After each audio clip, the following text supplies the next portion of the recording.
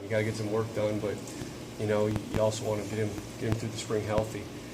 So there's periods of practice. We use the catapult system here on our guys, and so what we try and do is there's periods throughout practice where they know they got to give it, go real hard. We know their mile per hour, they know their distance, and maybe the next periods, we crank it down. So we're trying to spike them up, down. You can't just be up for 18 periods, and that's how you wear those kids out. So it's a fine line, and we try and script it accordingly. And I think so far, knock on wood, we've done a pretty good job of keeping them. Naturally, the speeds are going to go down a little bit when you get to practice 13, 14, start to feel the grind a little bit. But for the most part, we're doing pretty well. Jeff George had a bad drop early in practice Tuesday. How did he bounce back the rest of practice? Jeff, it's a learning process for him, and he.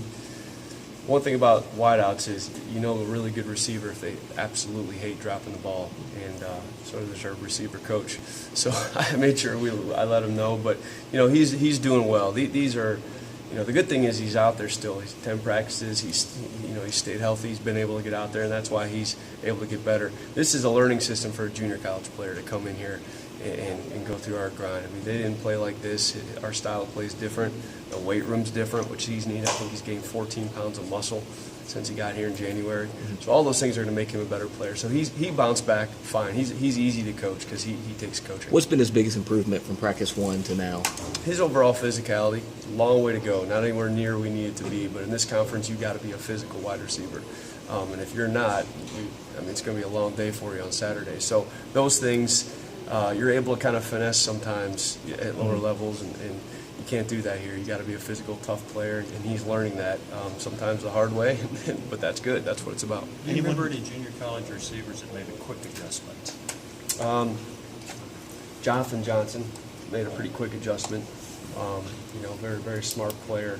Already a pretty physical kid. He was a running back, so he was already kind of used to that pounding and physicality of the game, but probably him right away. I mean, Vaughn struggled for his first spring ball. He had one catch in the first scrimmage and one catch in the second scrimmage. I nicknamed him 11 for summertime, and Appreciate it.